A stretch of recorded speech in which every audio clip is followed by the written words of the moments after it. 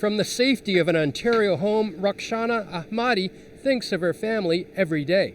She worked as an interpreter for the Canadian government. The Taliban start searching home by home for people who was working with the government and people who was working for foreign countries. Last summer, she and her family were fleeing Afghanistan when suicide bombers attacked the Kabul airport.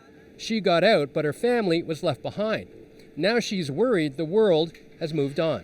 The sad point for me is when this situation happened in Ukraine, I think all the countries forget about Afghanistan, what is going on there.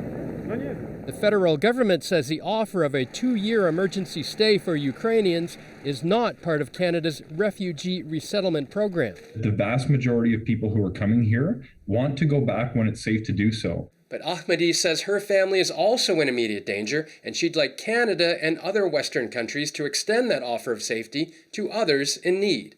This former Afghan military prosecutor fled to Pakistan when the country fell to the Taliban. He wants to come to Canada. On the first days that Kabul were took in the hands of Taliban, I applied for the government for a Canadian program, but I did not received any answer. His visitor's visa runs out in 9 days. He fears he'll end up back in Afghanistan. Ali Frogi fled Afghanistan as a child and now lives in an Indonesian refugee camp where he documents daily life. He says refugees are treated differently depending on what they look like. Let's treat refugees equally without seeing their colors. Since August, Canada has accepted 8,500 Afghan refugees and has committed to welcoming 40,000. Meanwhile, since January 1st, more than 6,000 Ukrainians have arrived.